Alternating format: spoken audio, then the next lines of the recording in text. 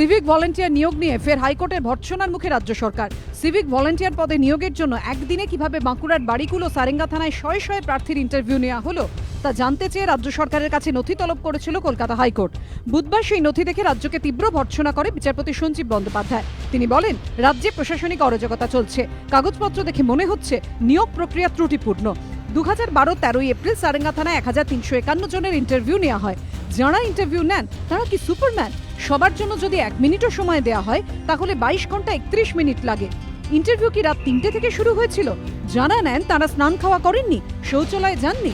রাজ্যে civic volunteer পিছু প্রতিদিন খরচ হয় 141 টাকা 74 পয়সা। 1,20,000 সিভিক ভলেন্টিয়ারের জন্য প্রতিদিন সরকারের খরচ হয় 1,70,00,000 টাকা। এই প্রসঙ্গ তুলে বিচারপতি বলেন, মনে রাখবেন এই টাকা মানুষের করের টাকা, সরকারের ঘরের টাকা নয়।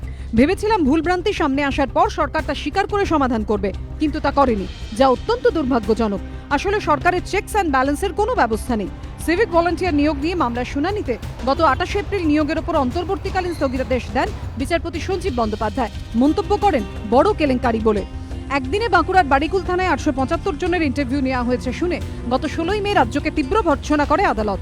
বিচারপতি মন্তব্য করেন, একদিনে 875 জনের ইন্টারভিউ কে নিয়েছিলেন? তার কটা মাথা? হাইকোর্টের বিচারপতি হওয়ার জন্য সেই নাম আমি সুপারিশ করব, তাহলে বকেয়া মামলা দ্রুত নিষ্পত্তি হয়ে যাবে। পাশাপাশি আদালত নির্দেশ দেয় নিয়োগ প্রক্রিয়ার নথি জমা দেওয়ার। সেই নথি এদিন জমা দেয় রাজ্য সরকার। তা দেখেই এদিন ফের রাজ্য সরকারের সমালোচনা করেন বিচারপতি। আগামী শুক্রবার মামলার রায় দান। সৌভিক মজুমদারের রিপোর্ট, এবিপি আনন্দ, কলকাতা।